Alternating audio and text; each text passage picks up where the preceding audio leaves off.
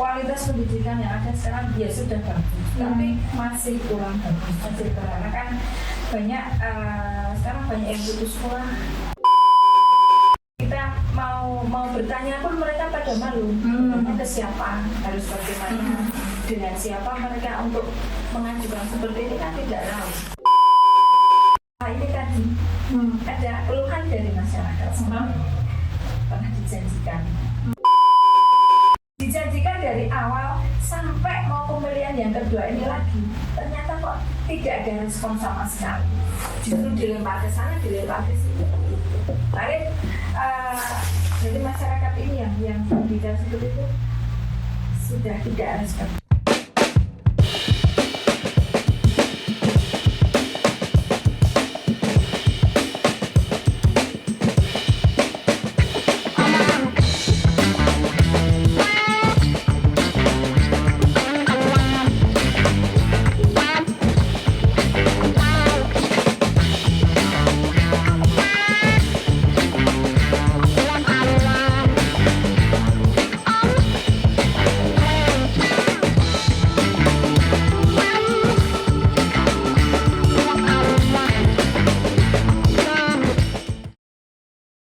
Assalamualaikum warahmatullahi wabarakatuh. Halo, ketemu lagi bareng aku Novi di sini. Di mana lagi kalau bukan di Mas Damar Podcast. Nah, pada kesempatan kali ini aku datangkan tamu-tamu spesial dari Mak Godam. Nah, pada malam hari ini kita akan ngobrol banyak mengenai apa sih Godam dan kenapa harus ada Godam. Terus kenapa harus Godam? Wah, banyak banget ya pertanyaannya. Tapi sebelumnya jangan lupa subscribe dulu, like dan juga share sebanyak-banyaknya konten-konten kita ya di Mas Damar MGR. Nah, kalau gitu sekarang kita langsung sapa aja para ibu-ibu cantik ini. Halo, assalamualaikum. Waalaikumsalam warahmatullahi wabarakatuh. Ini pink ini, yang satu cantik sekali. Gimana kabarnya? Ada Bu Nana, Bu Susi, dan juga Bu Ambar. Aku kayaknya lebih senang manggil Mbak, tapi aku nanti takut malu. Gak apa-apa, biar kita kan aja. Oke, gimana kabarnya, sehat semua ya? Alhamdulillah sehat Kakak Novi. Oke, gimana nih kemarin setelah habis konvoy Akbar, capek nggak sih? Sampai nggak bisa. Tapi senang ya. Itu sih happy, bahagia ya. Kita bangun keluar bisa lihat apa itu wanita cantik. Cewek-cewek cantik. Aduh. Iya, kemarin juga ketemu dengan relawan-relawan yang lain yang pastinya ya kita kopdar dengan seluruh relawan dan baik dari partai maupun yang non partai. Ngobrolin ini dulu deh, kemarin nih konvoy Mas Bang banyak nih kemarin berseliweran berita bahwa ternyata kampanyenya nggak simpatik gitu kan.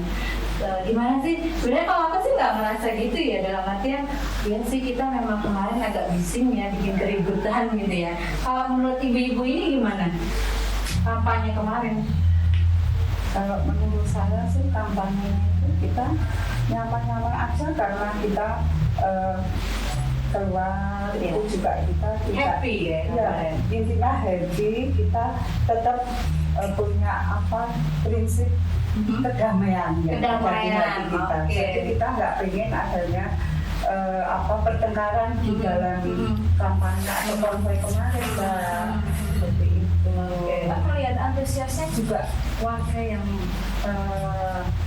menemani Mas Damar itu kan banyak sekali ya. Jadinya kan mereka ingin ini loh paslon yang saya dukung gitu. Berarti sebenarnya ada tradisi setelah 5 tahunan ya. Betul. Ya itu memang baru bisa dilakukan ketika memang ada event-event pilkada atau pileg ya kan. Dan kemarin itu jujur pecah banget sih. Wah, pecah sekali. Justru banyak pedagang yang diuntungkan dengan adanya hal seperti itu. Itu dia. Jadi nggak selamanya negatif sih ya sebenarnya. Nah, kalau ngobrolin masalah Godam itu sendiri, ini kenapa sih bisa ada nama Godam? Apa Godam itu gitu? Godam itu kayaknya kalau di kartun itu kan ada ya yang Godam. Ya sih, kartun apa sih Godam? Ada yang tahu nih coba-coba? Apa? Godam itu singkatan atau apa? Kalau nggak tahu. Godam itu maksudnya Godaman. Godaman.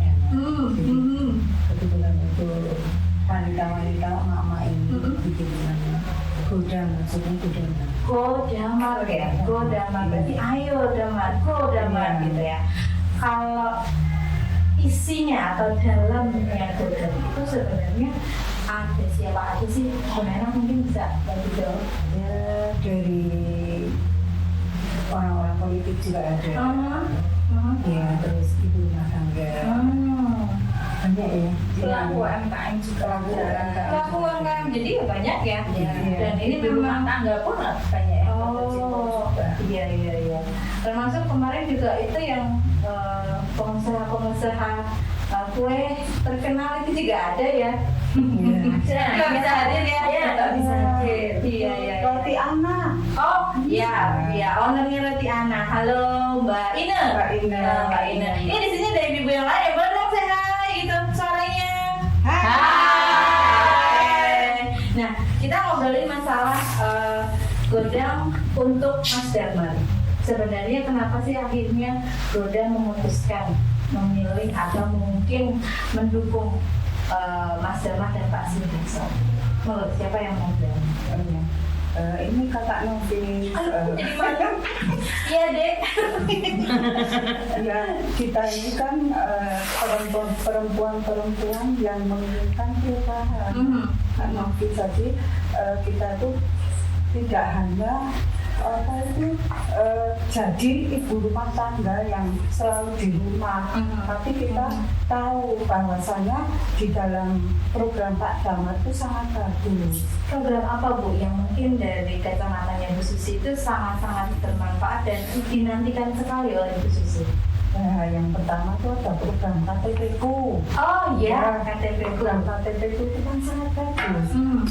Intinya orang yang ber-KTP di Magelang itu kalau mempunyai urusan atau istilahnya itu kepengen mengurus segala sesuatu itu sekarang dipermudah, tidak ribet. Pokoknya menunjukkan KTP Magelang, Tahu KTP-nya Magelang. Iya, seperti itu.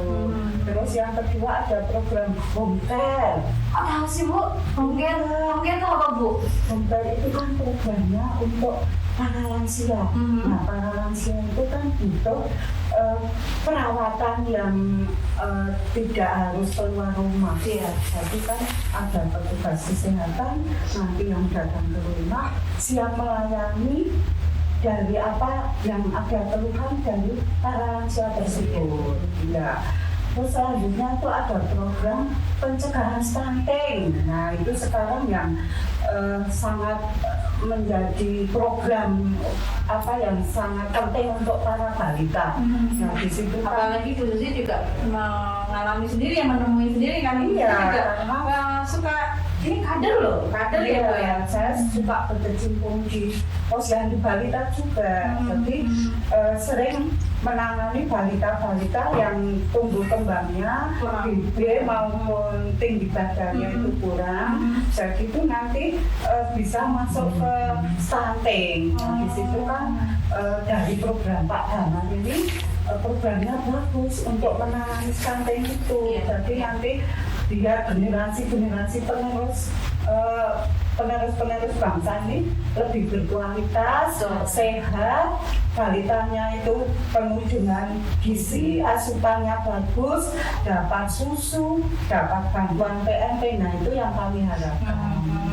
Ya, memang stunting ini jadi isu yang sangat sangat sekali bahwa kemarin sebenarnya sudah ada ya, tapi penanganannya seperti apa Bu kalau boleh tahu? Bu Susi kan juga termasuk yang di lapangan ya. Apakah sudah cukup efektif atau masih dirasa kurang Bu? Ya kalau pelayanan itu selama ini itu bantuannya itu dapat dari puskesmas, tapi mungkin itu bantuan dari APBD ataupun bantuan dari provinsi itu kan bermacam-macam bantuannya dari mana.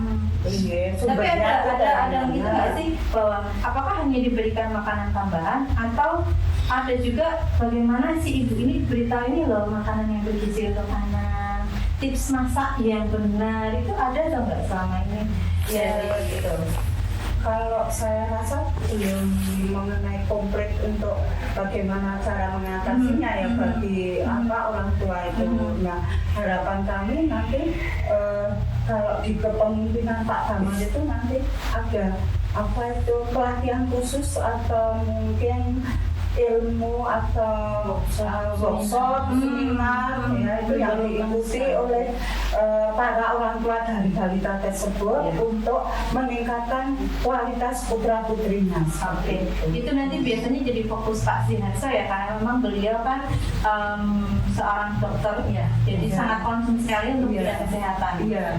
Dan kami juga mendengar itu programnya dari Bapak Siharso itu sepertinya itu di pelayanan kesehatan di puskesmas, rumah sakit itu nantinya kan akan ada 24 jam pelayanan. Pagi sore. Iya. Pagi sore. Itu sangat bagus untuk nanti yang membutuhkan pelayanan kesehatan seperti itu Kak Novi. Siap, terima kasih Bu Sini. Ini berarti benar-benar dinanti ya oleh khususnya ya para kaum perempuan ya, bahwa ini sangat membantu sekali ya. Iya. Oke, kalau dari Bu Nana, apa Bu yang menjadikan Aki tertarik sekali gitu karena Pak Damal punya program ini? Kalau saya tertarik dengan sahabat usaha, program Pak Damal jadi UMKM itu ya. Yang 40 juta per hari itu? Oh iya. Kalau ada bantuan itu kan sangat membantu. Kemudian saya setahu saya ini banyak yang penjual itu yang susah memasarkannya, jadi kurang laku gitu loh. Banyak sekali kan sekarang yang produksi, tapi produksi makanan, tapi untuk penjualannya yang pemasarannya yang masih kurang. Jadi mungkin kalau ada jadi nanti kita berharap Pak Damal menang nanti pelaku usaha jadi bisa lebih ditingkatkan lagi, terutama ini ada istilahnya pelatihan yang tidak hanya pelatihan hanya untuk produksi, tapi kalau bisa juga pemasaran. Oke, jadi benar-benar dari hulu sampai hilir didampingi dan benar-benar dituntaskan ya, sampai bagaimana nanti barangnya laku, produknya bisa dijual dan bisa menghidupi keluarga. Oke, ya. Karena memang kalau lihat kemarin portofolionya sangat bagus katanya, gitu. Tapi ternyata masih susah ya mau ke produk itu, ternyata masih kesulitan. Kesulitan untuk pemasaran. Untuk pemasaran masih kesulitan ya. Oke. PR juga nanti ya, berarti ini buat Mas Damal dan Pak Siharso. Nah, kita fokus Mbak Ambar deh ya, Mbak Ambar.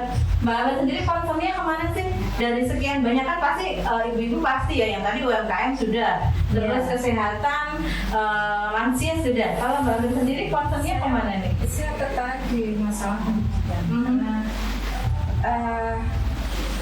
kualitas pendidikan yang ada sekarang ya sudah bagus, tapi masih kurang bagus, karena kan banyak sekarang banyak yang putus sekolah dari segi ekonomi juga bisa, dari segi keluarga bisa, dari ya macam-macam juga ya alasan dari mereka semuanya. Dan faktornya banyak ya, karena kan mereka kadang mungkin ada beasiswa, ada yang tidak tahu dengan program-program yang seperti itu. Karena kan kita mau bertanya pun mereka pada malu, ke siapa, harus bagaimana, dengan siapa mereka untuk mengajukan seperti ini kan tidak tahu. Nah, di situ kan perlu adanya pendekatan yang lebih baik ataupun sosialisasi yang bisa lebih turun ke masyarakat yang mungkin di bawah ya. Ekonomi rata-rata di bawah itu kebanyakan SD aja kadang-kadang nggak lulus karena sudah cari kerja. Kadang kerjanya pun misalnya kadang memulung atau pengamen itu kan karena mungkin masih benar. Itu yang perlu saya lihat sering masih banyak juga yang seperti itu. Dan itu kan saya dengar-dengar ada beasiswa vokasi. Iya, itu memang untuk itu kalau saya jadi tertarik gimana caranya supaya nanti kalau Pak Damal itu jadi, dan saya berharap sangat itu bisa menjadi wali kota Magelang untuk periode berikutnya, itu bisa melihat pendidikan yang ada di kota Magelang itu bisa lebih terarah gitu. Nanti itu dan lebih bermanfaat kota Magelang karena banyak lulusan yang dari kota Magelang itu kok justru pada nggak bekerja di Magelang, di kota Magelang. Tapi Padahal sebenarnya banyak ya. Iya, banyak banget yang harusnya bisa bekerja di kota Magelang, membangun kota Magelang. Concern mereka bisa untuk penghidupan keluarga juga, tapi mereka harus keluar. Justru malah diisi dengan orang-orang dari luar kota. Yang dari luar masuk, Iya. dari dalam keluar. Iya. gitu ya. Oke. Malah impor ya. Impor kita ya. Jadi kitanya ekspor gitu. Iya. Nah, ini satu catatan ya. Memang kemarin isu itu sangat sangat dan sebenarnya bukan cuma isu, itu kenyataan, itu fakta gitu bahwa kita naturalisasi banyak Iya. sekali dan ya itu fakta ya. Nah, lain lagi apa Bu? Mungkin selain tadi beasiswa vokasi itu kan berarti kalau setahu saya kalau yang mungkin nggak bisa melanjutin kuliah atau Iya. SMA nanti bisa Ada minta pelatihan. benar ada kursus. Satu sisi saya juga kalau bisa itu diberikan apa ya, selain pelatihan ada workshop, seminar. Jadi pemahaman mereka itu bisa untuk kedepannya untuk bisa menghidupi diri sendiri. Meskipun mereka remaja, meskipun mereka masih belum katakan belum berkeluarga, tapi mereka bisa apa ya, mengeluarkan kemampuan mereka, kualitas mereka, bagaimana mereka bisa memajukan kota Magelang dengan kemampuan mereka. Ini menarik, saya jadi ingat wawancara saya dengan obrolan saya dengan Gus Zuhrun, beliau dosen Universitas Muhammadiyah Magelang, yang belum pernah terpikirkan oleh pemimpin sebelumnya adalah bagaimana mencetak generasi yang berdikari. Dalam artian ketika mereka sudah tidak sekolah, tapi mindset mereka itu ya bagaimana mereka bisa berdiri sendiri gitu kan, mereka bisa kerja, mereka mikirnya nggak jadi nyusul, nggak jadi jongos gitu ya, tapi bagaimana mereka bisa menciptakan lapangan kerja daripada harus menjadi pekerja, seperti itu ya. Iya, jadi kan bisa menularkan ke yang lain, meskipun katakanlah putus sekolah ya, tapi mereka punya kualitas, aku harus bagaimana bisa untuk survive diri sendiri, dan itu nantinya kan menarik yang lain lagi. Sepertinya seperti itu kan perlu konsep dan perlu benar-benar untuk diperhatikan. Saya berharap sangat itu untuk pendidikan itu diperhatikan untuk periode pada Ya, semoga ini menjadi catatan penting juga ya. Tadi sudah komplit sekali pendidikan sudah, kesehatan sudah, terus juga UMKM gitu. Nah, boleh tanya nggak sedikit, bagaimana dengan pariwisata? Nah, itu juga karena kan kemarin kita lihat ada maaf di Kelang itu kan sekarang agak sepi ya. Nggak cuma agak sih, emang sepi sih Pak. Suka pada healing nggak sih? Nanti suka healing ya, Iya. biasanya suka healing ya. Sekarang malah kebanyakan padelannya itu kabupaten. Karena kan mereka lebih karena dari di Kelang sendiri harusnya bisa direvitalisasi, bisa ditingkatkan lagi, tapi ternyata malah mereka apa ya, tidak ditingkatkan kualitasnya, justru mereka semakin mengosongkan ya, ya. Jadi itu berimbas pada UMKM yang ada di situ. Jadi mereka tidak bisa semuanya untuk mendapatkan penghasilan yang sudah seperti sebelumnya, tapi mereka justru semakin turun. Dan itu yang menjadi pikiran untuk semua masyarakat yang pekerjaannya di situ. Karena sepi sekali. Sepi ya. Ya, jadi kota Magelang seperti tidak punya apa ya, aset yang untuk bisa inilah menghasilkan untuk kota Magelang. Penghasilan kota Magelang itu selain wisata yang di situ sekarang kayak kurang. Lalu tidaknya juga iya, tidak. Terus kita juga punya banyak museum-museum ya. Iya, di Magelang museum di Ponorogo itu juga kurang. Perpustakaan juga kurang karena edukasinya mungkin sudah baik. Balik lagi ke edukasi ya. Ya. Edukasinya kepada masyarakat mungkin kurang. Sudah baik tapi masih kurang. Sosialisasinya juga. Karena kan sekarang karena teknologi yang sudah lebih maju, membaca itu kan kurang sekali minatnya. Bacanya baca HP. Sudah ada mbahnya sudah itu aja. Iya. Jadi kan mereka untuk membaca buku, untuk membaca yang sekiranya sejarah tentang itu sudah cukup dari HP, dari laptop. Jadi kalau untuk membaca buku dan literasi yang ada di perpustakaan kurang sekali. Iya, masih banyak sekali PR-nya nih buat Pak Iya. Daman sama Pak Seharso ya. Iya.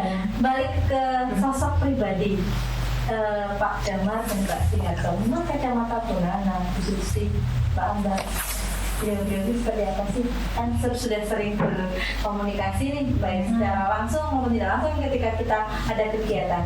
Sosoknya beliau, monggo. Dari Bu Nana dulu mungkin seperti apa Pak Damar dan Pak Seharso? Baik, humble, terus kelihatan kok pintar juga sih. Iya, Cerdas ya. cerdas dia. Kalau Bu Susi? Kalau untuk Pak Nana dan Bapak Seharso itu orangnya ramah, enak diajak berdiskusi gitu, selalu memperhatikan apa yang kita omongin itu selalu langsung ditanggapi. Nah itu saya Emang kalau yang suka. sebelumnya gimana Bu? Yang mohon maaf nih, yang kemarin gimana? Pernah nggak sih berkomunikasi langsung atau bersapa langsung dengan yang beliaunya itu yang satunya? kurang bersosialisasi saya. Oh, jarang ketemu ya. Kalau Mbak Bar sendiri pernah mungkin ketemu dengan ini dulu sosoknya Mas Damar dulu deh. Kalau saya melihat paslon 2, saya berharap banyak karena mereka menjadi sosok yang mungkin maaf ya. Damar kan bukan yang bergelar sarjana sedemikian seperti sebelah ya, paslon sebelah. Nah, saya melihatnya beliaunya itu cerdas, memiliki potensi. Dan apapun yang kita bicarakan, dia mau mendengarkan, menilai masukan itu dengan cermat. Apa yang bisa diutarakan, beliaunya mau mendengarkan, dan suatu saat dia pasti bisa mewujudkan.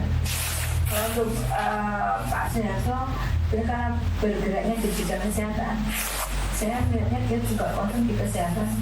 Banyak yang dari petugas kesehatan saya bertanya, mereka juga baik kok hasilnya dan memiliki kredibilitas yang baik. Pengabdiannya beliau sudah lumayan Iya. lama, Bu, Iya, panjang iya. sekali ya, Iya. sebelum akhirnya sekarang menyelamatkan diri. Kalau yang satunya, Hal ini tadi ada keluhan dari masyarakat, pernah dijanjikan apa yang seharusnya dia bisa, karena ya seperti tadi program KTP itu warga Kota Magelang yang seharusnya bisa mendapatkan pekerjaan di Kota Magelang cuma dijanjikan. oh, Jadi jadi beliaunya sudah bicara langsung dengan garis bawah ini yang satunya loh ya, bukan yang kedua ya. ya, karena yang nomor 2 kan belum jadi. Iya. dijanjikan dari awal sampai mau pemilihan yang kedua ini lagi, ternyata kok tidak ada respon sama sekali, justru dilempar ke sana, dilempar ke sini. Jadi masyarakat ini yang bicara seperti itu sudah tidak respon, kepinginnya ada perubahan yang lebih bagus lagi, dan dia berharap ada untuk anak-anak mereka yang belum bekerja ini bisa bekerja di Kota Magelang. Sebelum kita ngasih terakhir deh Bu Nana, kalau sekarang misalnya ada Pak Damar atau Pak Seharso, kira-kira harapan apa yang mungkin bisa disampaikan buat beliau berdua? Mau Bu Nana? Yang pasti Magelang lebih maju lagi dari sebelumnya. Terus apa lagi Bu? Ayo, betul sih, mungkin bisa ditambahin Bu. Ya, kalau harapan saya nanti menjelang suami saya pensiun, harapan saya itu suami saya itu jabatannya dinaikkan. Yang kemarin sudah 1 tahun loh, tidak naik-naik, padahal teman-temannya udah pada naik. Yang lain ingin berubah, Pak.